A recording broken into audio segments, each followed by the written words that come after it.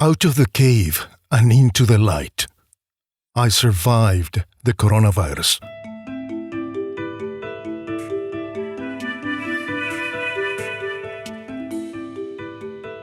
I'm one of the blessed ones who survived the coronavirus attack.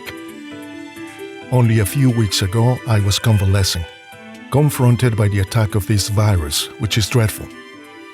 There were, of course, moments of tension and anxiety, and there should be moments of tension and anxiety, because we're talking about life itself, death itself at play, and the realization that there are a million things out of our control every moment of every day. If you want to know gory details, it all started with muscular pains, which I can only compare with pain I suffered years ago after running the London Marathon, and fevers hovering around 40 degrees. I lost 5 kilos in the space of a week. But what got me through this trance? To the extent that I am here now, blessed be the name of the Lord, enjoying this splendid afternoon in my beloved London. Glorious sun pouring through my window while I record this conversation with you. My faith. My faith in God. First and foremost, my giant appetite for life as well, and the beautiful constant support of my family and friends. I received hundreds of messages of support, with many people praying for me, asking God for me and my health all over the world, because I have precious friends across the globe. And to once again attest their generosity of spirit was something beautiful. I cannot go into more detail because it would take hours to do so. But with my calloused, all-sea wolf hands, I want to pull out 3 or 4 pearls from this treasure chest of my experience with the virus, and I present them to you with my sincere affection now.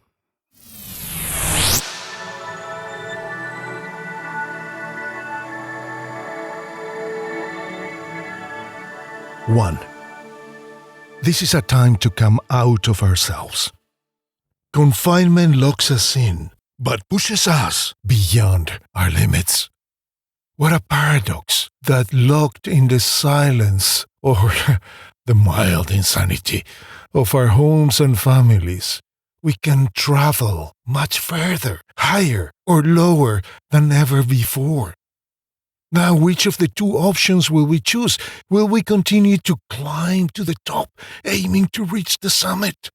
Or will we fall lower than ever until we disappear into the blackness at the bottom of the cliff? Falling is a natural thing, the most natural thing, and we don't even need to plan for it. All we need to do to fall is nothing. Let go of the wheel, surrender, give up, stop fighting. We are going to the summit, to the top. This is a time for us to think of others, and especially those who are in greater danger and need than we are. Our doors may be shut, but our hearts don't need to be. That will force us to see beyond our little world, our limited experiences, and allow us to go into an inner space that is practically without limits. And look how we keep stumbling into paradoxes, that we have to go out into an inner space. There are thousands upon thousands of innocent people like you and me dying in the world right now, at this very moment, at the hands of an invisible enemy. We are facing a relentless predator of the human race, an enemy that no one is safe from, beyond all ideology, religion, or gender, race, culture, or language. An enemy that could kill us regardless of our financial success or academic achievements, or how many likes we have on Instagram. If these circumstances don't give us the mental, emotional, and spiritual latitude, the brain and the heart to think about humankind, and not only of ourselves, to feel and discover ourselves to be part of something so much higher, much more complex, much more sublime than ourselves. If this doesn't do it, what is going to have to happen for us to open our eyes, our minds, our hearts? I do hope this is not the case. This is a moment to expand out of ourselves, thinking about those who are in greater danger and need than you and I, in poorer countries than ours, in situations that are much more desperate than ours, in families, violent and toxic families, very different from ours. Imagine we are all locked up at home. And what about all those children in violent, corrupt, drug, alcohol, or sex abusing families? Children for whom their own family is their greatest calamity and their clear and present danger, when it should be their source of life, their oasis at the end of the day, their refuge. There are too many rotten, dysfunctional, toxic families that visit the ugliest crimes, abuse, and violence on their own children, and on disabled and vulnerable people, older people, and of course on women, and many men too, because there is also a lot of abuse of men by women. After all, power corrupts women too. Now, thanks to this pandemic, all these victims are locked in with their abusers 24/7. Locked in with their abusers 24/7. Let that sink in for a minute as a spiritual exercise on compassion. What can they do? What can we do? This is a time for us to think and pray for them every single day, every single meal. As we pray and thank God for our meal, we should be thinking of them and praying for them and do whatever we can to protect and restore them.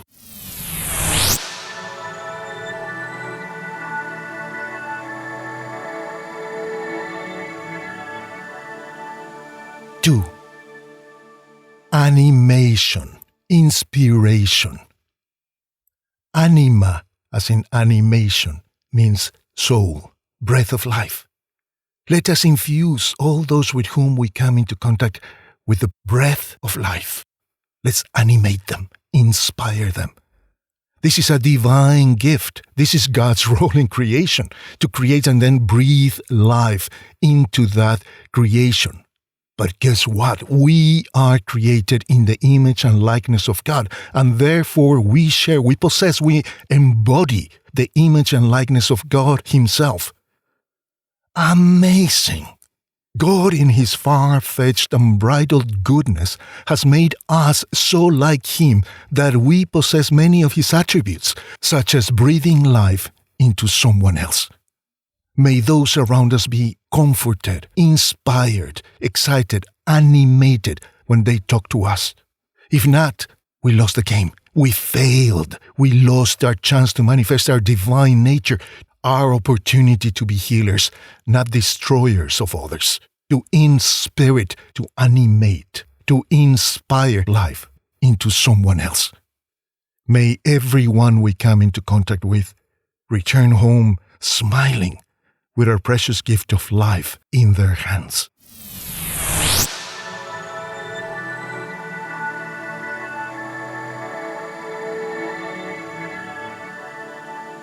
Three, we must simplify our lives. Here's the third idea, the toughest one for me. Now is the time to simplify our lives to make them more productive. Just as we need to prune our plants so they give us more and better flowers, we need to frequently prune our life, our habits, our diet, our readings, our distractions, our relationships, the friendships we're forming, so that we give more and better flowers. Let's discard all those things that are stunting and dwarfing our growth, everything that may be a parasite to us, to our souls, from our diet and distractions to our possessions and relationships. If it's not healthy and healing, it has to go. Let's be very brave and ask ourselves, if I died today, what would survive of me?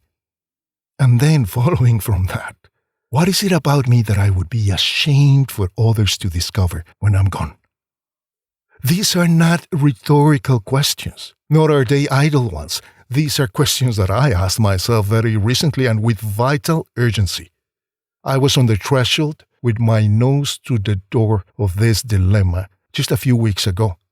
The $1,000,000 question, which, if answered correctly, will yield us much more than $1,000,000, is, what if I died today? What is left of me? What is left of me if I die today? And this brings other questions. What am I dragging? What has stopped me from what I need to do in life? Not my company, not my business, not my parents, not my friends. What I need to do in life. What is my mission as I journey through this world? What is it that pushes me to waste my talent and energy, my already limited time on this planet?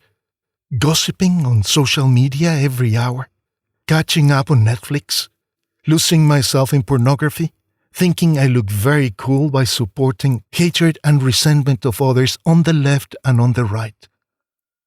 Now is the time to clean up. Let's simplify our lives. Let's cleanse our minds, our hearts, our physical spaces, and our bodies of what is unhealthy and unprofitable. We have received a beautiful reminder to do this today. The proximity of death is that beautiful reminder. Memento mori, remember death.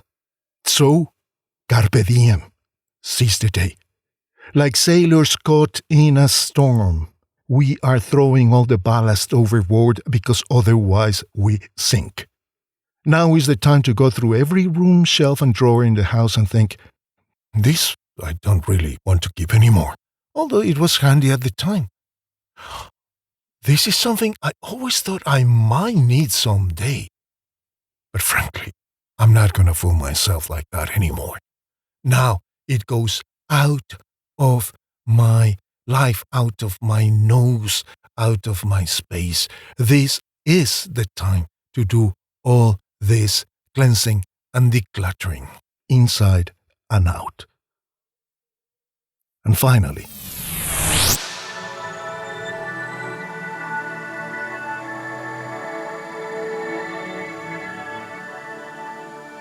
four, let's get out of the cave and into the light.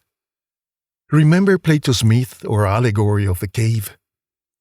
There is a group of men who have been chained all their lives and forced to look at the back of a cave. All they see then, and all they recognize, are the shadows reflected on the back of the cave. But one day one of them turns and looks towards the entrance, and he's dazzled, almost blinded by the light. That same light that was always there, just outside the entrance to the cave, casting those shadows that are all the members of his little group, his little tribe, his reduced, puny world have been able to see. The shadows that the cave dwellers take to be all that is real. COVID-19 has forced us to take refuge in those familiar caves that are our own homes. At this moment, we have to be thinking, when I come out of this cave, from this confinement in my own house, I'm going to be a more mature person, a much more harmonious individual, a much deeper soul than I have been until today. When I get out of this cave, I'm going to be a different man, a different woman. I'm not coming out of here the same person I was when I came in. What have I been wasting my life on? My life, my talent, my energy until today. This is a precious historical opportunity to change, to create and to transform ourselves and our environment. We probably thought we were free until COVID-19 came and forced us into confinement. But what if it is, or could be, precisely the opposite? What if this confinement or captivity was our liberation, our greatest opportunity to bloom and flourish right now where we are, and once we go back into life in the open air?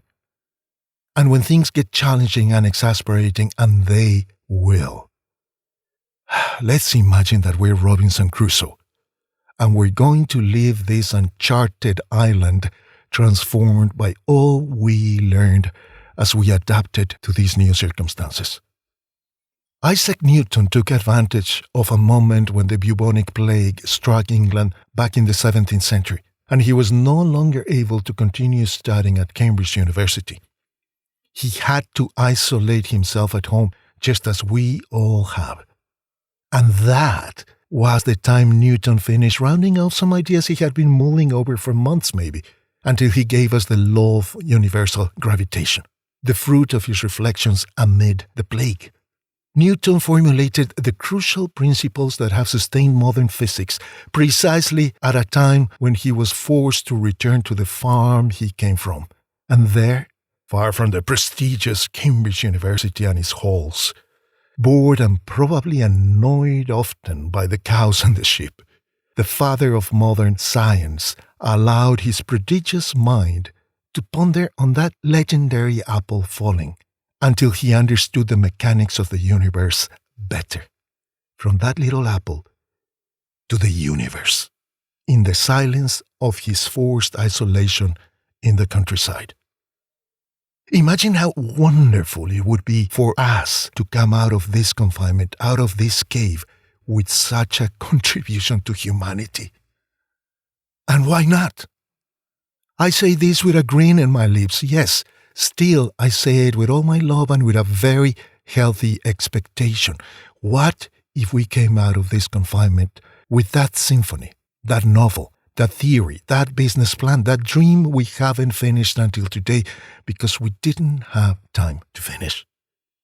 Let us believe that, God willing, we are going to come out of these extraordinary and challenging days as perfected, optimized men, transformed women, fired up families and individuals, catapulted to heights that we have never suspected before. Because just as the world, we will never go back to being what we are now, even if we wanted to. But instead, each of us could become someone much, much more radiant than today.